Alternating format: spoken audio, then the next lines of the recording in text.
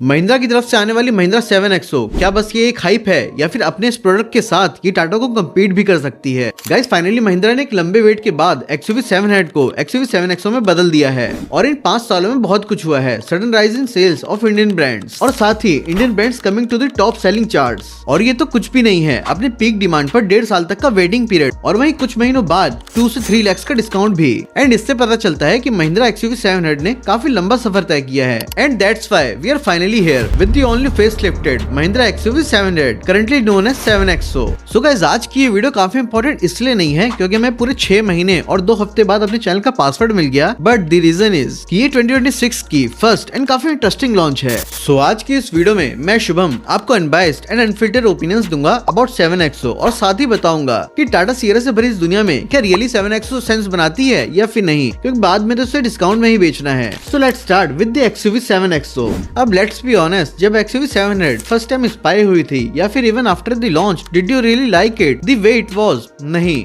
Right?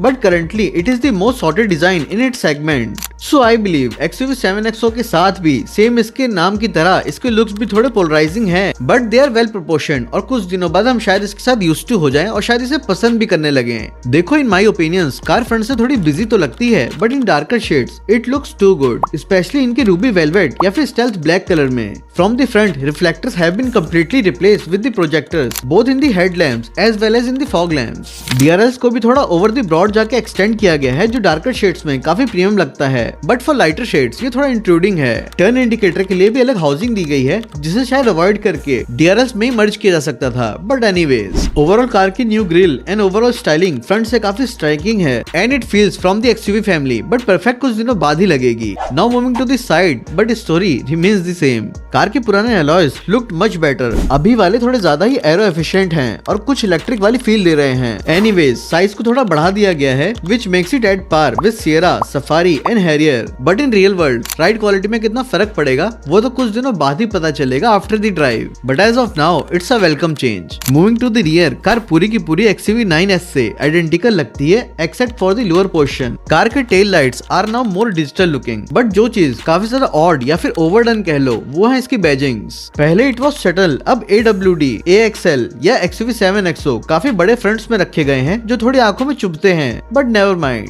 अब ये तो थी मेरी निट पिकिंग, बट एक चीज जो शायद आपको भी गलत लगे कि even after these many updates एक प्लास्टिक या फाइबर टेलगेट होने के बाद भी ये इलेक्ट्रिक नहीं है, मतलब अब तो मारुति वाले भी देने लगे हैं। देखो this doesn't make much of difference, but अगर आप 28-30 लाख लगा रहे हो तो ये आपको थोड़ा कॉम्प्लेक्स जरूर देगा। ओवरऑल इसके exterior design is spot on और मुझे ऑलरेडी पसंद आ रहे हैं। एंड आई विश कि अगर पेट्रोल वालों के लिए डुअल एग्जॉस्ट भी दे देते तो मजा ही आ जाता, बट इसके इंटीरियर में भी सबको मजा आने वाला है। So let's go there. अब आगे के आने वाले 3 मिनट में शायद आपको लग सकता है कि मैं इसका ब्रोशर पढ़ रहा हूँ, बट बिलीव मी महिंद्रा ने खुद में इतने फीचर्स दिए हैं कि आपको ऐसा ही फील होगा। बट टू रिड्यूस दैट मैं आपको इसके कुछ बेस्ट फीचर्स ही बताऊंगा और साथ साथ हम डिस्कस करेंगे कि इसमें क्या बेटर हो सकता था या फिर क्या इंप्रूव किया जा सकता था। सो अगर इसकी स्क्रीन को इग्नोर किया जाए तो ये पॉसिबल ही नहीं है क्योंकि इन्होंने बेस वेरिएंट से ही 3 स्क्रीन दे रखी है, और फिर भी अगर हम करते हैं तो कार की ओवरऑल क्वालिटी और चॉइस ऑफ मटेरियल काफी ज्यादा प्रीमियम है। कार में आपको 4 शेड्स मिलते हैं, beige, black, tan for the leather और goldenish brown for the door panels. Driver के सारे टच पॉइंट्स लेदराइट में हैं, जिसमें पॉइंट को आप टच करोगे वो सॉफ्ट टच में ही होगा except for the lower half and the top part, but it's more than enough for the price. Next I would like to highlight it's the ambient light जो आपको सिर्फ टॉप एंड AX7L में ही मिलता है, but इसमें Mahindra claims कि 16 million colours के option है and overall spread of it it's too good. ये आफ्टर मार्केट की तरह आंखों में चुभते नहीं है, it's very smooth and soothing, but I miss the lights जो टाटा सफारी और हैरियर के सनरूफ के एजेस में रहते हैं, और अगर वो भी ऐड हो जाते then it would be even better. अब एम्बियंस की बात हो ही रही है तो इसे कैसे भूल सकते हैं। कार में आपको best in segment 16 speaker Harman Kardon setup मिल जाता है जो कि महिंद्रा के EVs को छोड़ के और किसी भी कार से इसे बेटर बनाता है, even under 50 lakhs। And the best part ये आपको इसके second top end variant AX7T में भी मिल जाएगा। Now coming to the talk of the town, इसमें आपको 12 इंचेस के 3 स्क्रीन मिल जाते हैं with all the features you would need in the earth. इसमें आप मूवीज स्ट्रीम कर सकते हैं, कंट्रोलर से गेम खेल सकते हैं, इवन खुद का हेडफोन भी कनेक्ट कर सकते हैं। और ये सब आप जो भी कर रहे होंगे उससे ड्राइवर साहब बिल्कुल ही अनडिस्ट्रैक्टेड रहने वाले हैं, क्योंकि इसमें प्राइवेसी स्क्रीन भी है जो ड्राइवर सीट से बिल्कुल नहीं दिखती। और अब बात करते हैं टॉप फीचर्स जो हमें XUV 7XO के इंटीरियर्स के सबसे बेस्ट पार्ट लगे।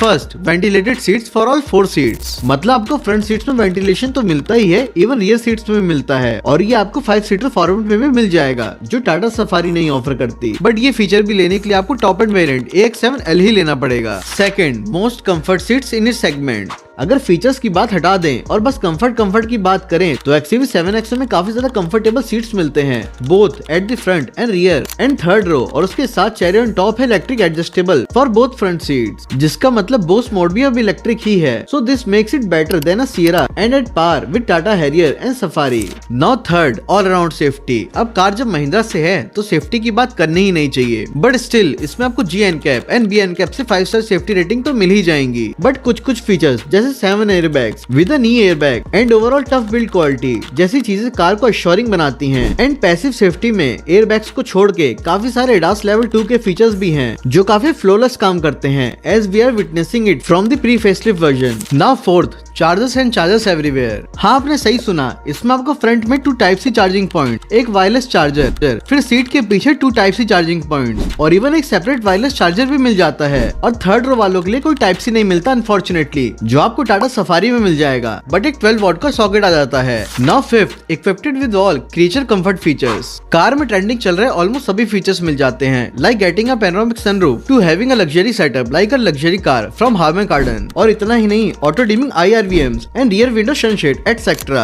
अब हो सकता है कि इतने सारे पॉजिटिव्स और एडवांटेजेस सुन के आपने बुकिंग अमाउंट तैयार रखा हो और डीलर को फोन भी लगा दिया हो, बट रुको थोड़ा and wait for a while, क्योंकि इसमें आप 28 लाख तक लगा रहे हो तो नेगेटिव सुनना भी जरूरी है। Despite of costing this much, इसमें अभी भी ऑटो पावर विंडो सिर्फ ड्राइवर साइड को ही मिलता है, जो आपको होंडा सिटी जैसी कार में भी मिल जाता है। कार की क्लाइमेट कंट्रोल सेटिंग्स और टॉगल को स्क्रीन में सिचुएट कर दिया गया है, और ये शायद एक ऐसी चीज है जो आपको बिल्कुल पसंद नहीं आए। अब आप सोचो, अगर आपको कार के 1 या 2 डिग्री टेम्परेचर को कम या ज्यादा करना हो तो आपको कार चलाते चलाते स्क्रीन में 2-3 सेटिंग ओपन करके इसे ठीक करना होगा। और वेंटिलेटेड सीट्स के कंट्रोल भी उसी में है। आई होप इसे तो टाटा को महिंद्रा से सीखना चाहिए था। कार ओवरऑल काफी प्रीमियम लगती है, नो डाउट, बट यार ये स्टीयरिंग व्हील, इसमें ना तो लोगो ग्लो करता है और ना ही कंट्रोल टच बेस्ड है। और अगर ये सब करना ही नहीं था तो पहले वाला ही दे देते यार। ये EV डिवीजन वाले स्टीयरिंग व्हील कसम से पूरी गाड़ी के प्रीमियम एस्थेटिक्स की छोड़ो यार। और ऐसा ही नहीं है, इन्होंने देना बंद कर दिया, मतलब X5 तक आपको यही मिल रहा है। आयरनी तो देख लो, इवन इन 2026 जब सिरोज जैसी आधे प्राइस में आने वाली कार तगड़ी रियर सीट एडजस्टमेंट दे रही हैं, और इसकी रियर सीट्स को आप बस थोड़ा सा रिक्लाइन ही कर सकते हो और आगे पीछे तो वो भी नहीं कर सकते। That's all for the things which actually I didn't like that much, और आई विश कि महिंद्रा इसे नेक्स्ट अपडेट में फिक्स कर दे। और फिर मैं बता रहा हूँ कि अगर ये सब कुछ चीजें फिक्स हो जाएं तो this could be the best car by far, even 1-2 lakh expensive ही क्यों ना हो जाए। अब इंजन्स की बात की जाए तो कार पूरी की पूरी अनचेंज है since it's just a facelift, और मैं काफी खुश हूँ कि महिंद्रा ने कुछ चेंजेस नहीं किए। इसमें आपको अभी भी एक 2 लीटर टर्बो पेट्रोल इंजन और एक 2.2 लीटर डीजल इंजन मिलता है, जो सेगमेंट में best in class power and torque देता है। और इसके स्पेसिफिकेशंस कुछ इतने सही हैं कि इसका पेट्रोल इंजन कुछ एंट्री लेवल जर्मन ब्रांड्स को भी पीछे छोड़ देता है। डीजल इंजन प्रोड्यूस करता है 182 bhp और 450 Nm ऑफ टॉर्क, वहीं जो पेट्रोल इंजन है वो प्रोड्यूस करता है crazy 200 bhp and 380 Nm of torque, जो 1750 से 3000 RPM पर मिल जाता है। अब ऐसी पावर के साथ सफारी, हैरियर या फिर सियरा से क्या ही कंपेयर करना।